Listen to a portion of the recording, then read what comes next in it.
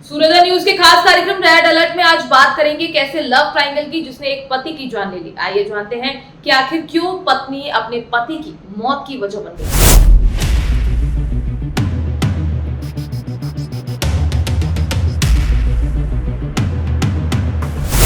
इंदौर के राजेंद्र नगर में डॉक्टर सुनील साहू की हत्या धीरे धीरे खौफनाक सच्चाई के रूप में सामने आ रही है।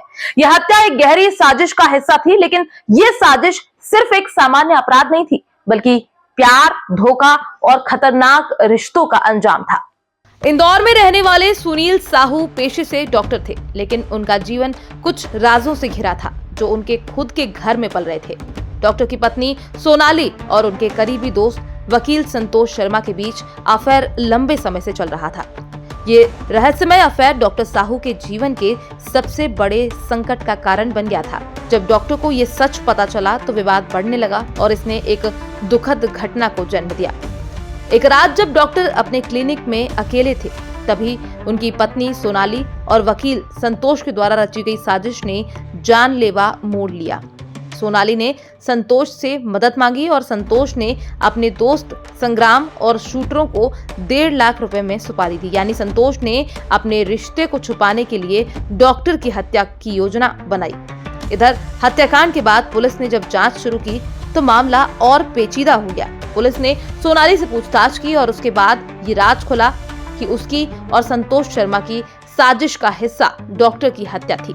इस साजिश में शूटरों ने गोली मारने का काम किया और वकील संतोष ने ये सब प्लान किया था। संतोष शर्मा पहले से ही इस हत्या की साजिश में शामिल था और वो पुलिस के गिरफ्त में आने से बचने के लिए फरार हो गया था। लेकिन कहानी में एक ट्विस्ट था। पुलिस के दबाव के बाद मुख्य आरोपी संतोष शर्मा ने अचानक कोर्ट में सरेंडर कर दिया। क्या ये सच्चाई को छिपाने का तरीका था या फिर इसने एक नई कहानी को जन्म दिया था? ये सवाल बाकी था। 27 तारीख की, जैसा कि आपको विदित है कि रात को करीब 11 बजे डॉक्टर सुनील साहू की गोली मारकर हत्या कर दी गई थी, जिसको लेकर वरिष्ठ अधिकारियों के द्वारा विभिन्न टीमें इसके लिए बनाई गई थी।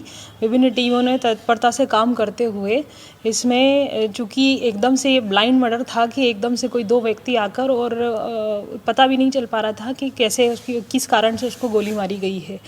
बाद इसके विभिन्न जो टीमें हैं इनको अलग अलग टास्क दिया गया था, वो अपनी अपनी फील्ड में उस पर काम कर रही थी। वहीं एक फुटेज, जो कुछ टीमें हमारी फुटेज पे काम कर रही थी, कुछ सूचना संकलन के लिए काम कर रही थी और कुछ बैकग्राउंड जानने के लिए फैमिली बैकग्राउंड्स को पर काम कर रही थी। विभिन्न टीमों के कामों को जब एक साथ जोड़ के देखा गया तो हमारे पास कुछ फुटेज वहाँ से भागते हुए दिखाई दिए थे कि जहाँ 3 व्यक्ति आए थे और 3 व्यक्तियों द्वारा एक गाड़ी में बैठकर भागते हुए, XUV उसमें हमने वाइट कलर की आइडेंटिफाई की थी, जिसमें बैठकर भागे गए हैं। बाद इसके हमने जब XUV के बारे में जानकारी निकाली, उसको ट्रैक किया, तब हमको एक टोल टैक्स पे जाके उसका नंबर मिला। नंबर से हम मुख्य आरोपी जो इसमें जिसने पूरा षड्यंत्र रचा था, उसमें जो है हमको संतोष शर्मा करके नाम की गाड़ी आई, जिसका एड्रेस उज्जैन होना पता गया।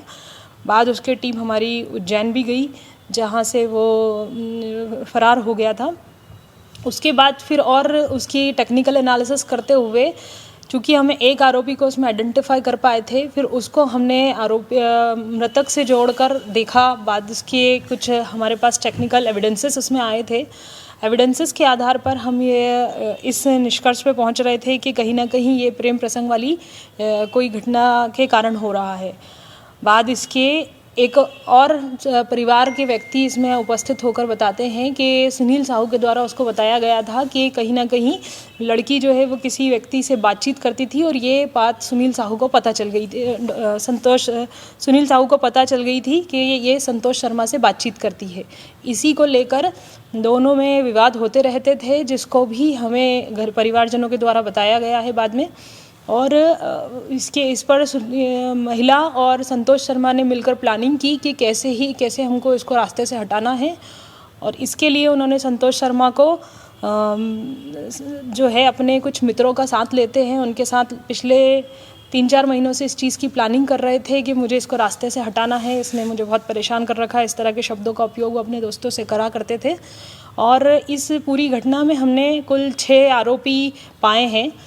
दो जिसमें अलीगढ़ जाके वो 2 शूटर्स को लेके आया है और उसमें से 1,40,000 रुपये में वहाँ से उसने हायर किए थे प्रकाश यादव अपने दोस्त के थ्रू, जो भी अलीगढ़ का है। बाद इसमें हमने पता किया तो पूरी प्लानिंग में उसका ही एक दोस्त मनोज सुमन, जिसको वो फ़ोन वहाँ पर उज्जैन में देकर आता है और कहीं ना कहीं ये प्रूव करने की कोशिश कर रहा होता है कि वो उज्जैन में है। इस प्रकार से कुल 6 आरोपी इस पूरी घटना में संलिप्त थे और उसमें से हमारे पास अभी जो है 4 आरोपी हम गिरफ्तार कर चुके हैं। एक आरोपी अभी न्यायालय में उपस्थित होने की सूचना है। आरोपी कहाँ से गए थे? घटना के बाद कुछ टेक्निकल एनालिसिस से आरोपी जो है वो उज्जैन और अन्य जगहों पर, जैसा कि हमने बताया कि हमने दिल्ली भी टीम भेजी थी, इसमें अलीगढ़ भी हमने इसमें टीम भेजी थी। हमारी टीम लगातार उज्जैन में भी काम कर रही थी और अन्य जिन जो ठिकाने हमको कहीं ना कहीं पता चल रहे थे उन सभी पे हम काम कर रहे थे और अलग अलग जगहों से हमने सभी को किया है। मैम, ये पूरा षड्यंत्र इसी की पत्नी ने रचा था? षड्यंत्र पूरा संतोष शर्मा का था, लेकिन पत्नी भी इसमें शामिल रही है। आरोपी को कहाँ से गिरफ्तार किया? किस आरोपी को? मुख्य आरोपी की अभी थाने न्यायालय में पहुंचने की सूचना प्राप्त हुई है। कितने की सुपारी दी होगी? 1,40,000 बताया। मुख्य आरोपी जो है संतोष शर्मा, इसका पेशा क्या बताया जा रहा है? ये वकालत करता है साथ में? जी, इसके परिवारजन ये बता रहे हैं कि ये वकालत में रहा है और कहीं इंसॉल्वेंस प्रोफेशंस में अपना काम करता था, प्रैक्टिस करता था। हाँ, परिजनों के द्वारा ये बताया गया है कि पहले भी इस पे हमला हुआ है और अभी जो हमने कुछ लोगों को पकड़ा है, हमारे पास जो 4 आरोपी अभी हैं, गिरफ्तार हैं, उन लोगों के द्वारा बताया गया है कि पहले भी हुल्ला करके एक व्यक्ति है, इसमें आया था 2 महीने पहले और उसने ऐसी ही घटना को अंजाम देने आया था, पर चूंकि वो उस समय उनका बन नहीं पाया, वहाँ क्लिनिक पर बहुत सारे लोग बैठे थे तो वो घटना कर नहीं पाया था। संतोष शर्मा मर्डर के वक्त मौजूद था और जो पहचान लिया था वो हुल्ला की बात है कि पूर्व में भी जो 2 महीने पहले वो डॉक्टर को दिखाने आया था वो यही था। जैसे जैसे पुलिस ने मामले की गहराई में जाकर जांच की तो ये पता चला कि हत्याकांड की पूरी साजिश एक दिल दहला देने वाली प्रेम त्रिकोण का परिणाम थी। संतोष शर्मा और सोनाली के बीच का अफेयर और डॉक्टर के सामने आया सच, सारी कहानी को एक खौफनाक दिशा में ले गया।